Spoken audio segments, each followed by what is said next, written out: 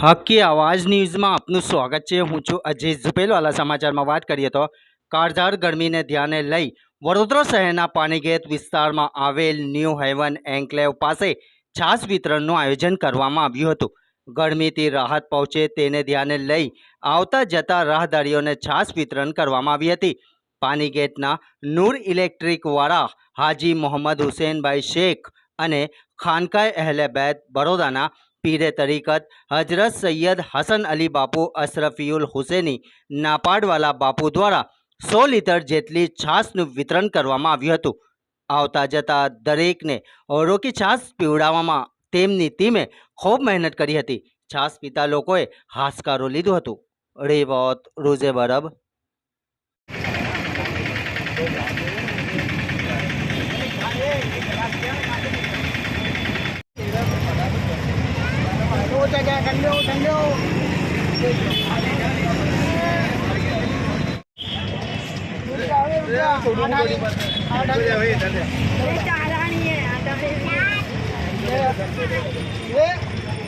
गलास को हाथ ना लगा, अंदर पड़ेगा उसको भूल जाएगी सब। कहा जाओ ना तो गलास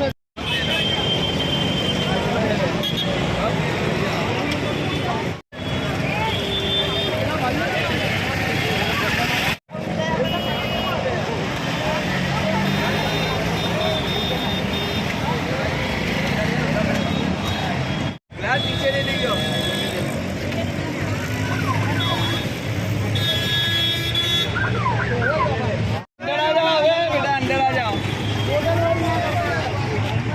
लो चलो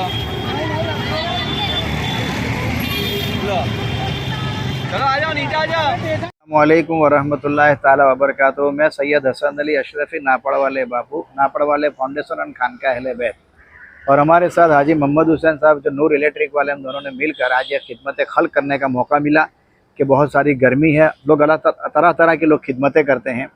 तो इसी खिदमत में हमें भी मौका मिला कि हम ठंडी ठंडी छाछ लाकर लोगों को तकसीम करते हैं। रोड पर कोई भी आए जाए, कोई भी जाए, कोई भी इंसान है, चाहे कोई भी हो, सबको हम रिक्शा वाले हो या कोई पैदल चलने वाला हो, सवारी चलने वाला हो, हर बंदे को रोकवा कर यहाँ ठंडी ठंडी छाछ पिलाई जाती है ताकि इस गर्मी के मौसम में उसको थोड़ा ठंडी का एहसास लगे। कितना लीटर छाछ की वितरण थे?